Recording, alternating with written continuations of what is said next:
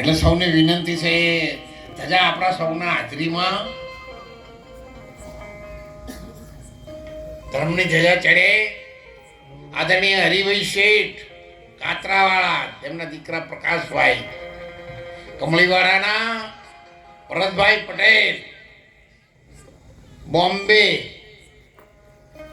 આ બધા જ આપણા આશ્રમના દાનવીર દાતાઓ. અને એટલે હું તો સૌને વિનંતી કરું છું, 12 જણા તૈયાર થઈ જાઓ તો આશ્રમમાં 10 થી 12 લાખ રૂપિયા બચી જશે. આશ્રમ ઉપર જે લોડ આવે છે એ, અને 10-12 લાખનું આપણે વધારે સારું કામ કરી શકીશું. કેટલા લાય?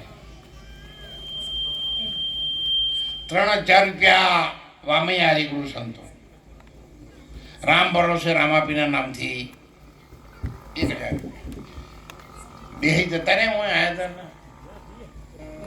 જો 5000 રૂપિયા અમારા સરદાર ભાના પરિવાર તરફથી મહારાજની તંદુરસ્તી સારી રહે એમાં ગાયોના ઘાસચારામાં આપ્યા હતા.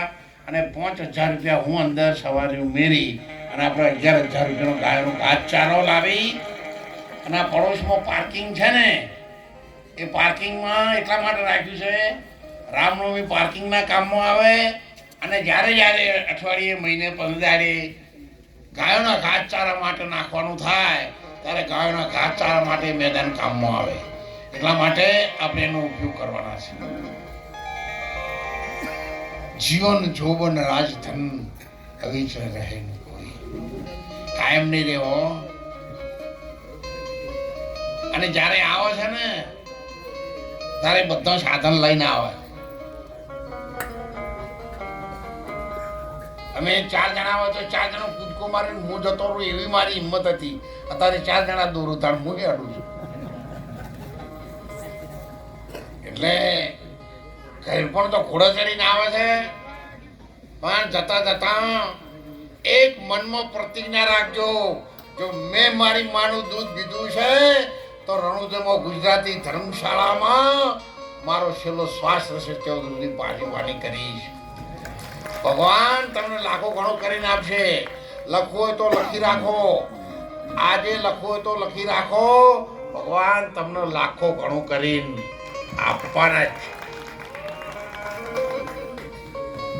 મરું પણ માગું નહીં અપને તન કે કાજ, પરમારથને કારણે મને કહેતા ન આવે આજ. આદરણીય લચ્છુભાઈ, આદરણીય ઝાલા સાહેબ, આદરણીય મગનલાલ શેઠ, બબારામ મહારાજ, અને એમણે કીધું ને મણીલાલ ડોક્ટર કે હું વિમાન મૂકું અને જો અટકે તો મોણો જતો રહે. તો મેં કે જો જતું જ રહેવાનું નક્કી થયું તો ડોક્ટર ના થયું શું કેમ જતો રહેવો પડે? અહીંથી અમદાવાદ પાટણમાંથી લીધા ને એ જ વખત આવ્યા હતા ત્યારે મેં કહી દીધું હતું કે તમારે જો ફેરો તમે ચિંતા ન કરો. ગુરુ મહારાજની કૃપાથી, દેવી દેવતાઓ, જતી સ્થિત સંત સાધુના આશીર્વાદથી એક વખતે મણીલાલ જો કદાચ અબલિયાસણના ગામમાં ફરતા હોય ને તો માની લેજો ગુરુ મહારાજનો વચન પર. આના સવારે સુંદર વ્હાઈટ કપડા પહેરીને કેશું બધીને સવારે દર્શન કરવા માટે આવે. એટલે जिसको राखे साईं उसे मार सके न कोई, एक बाल मौका न कर सके भले आखू जग वेरी.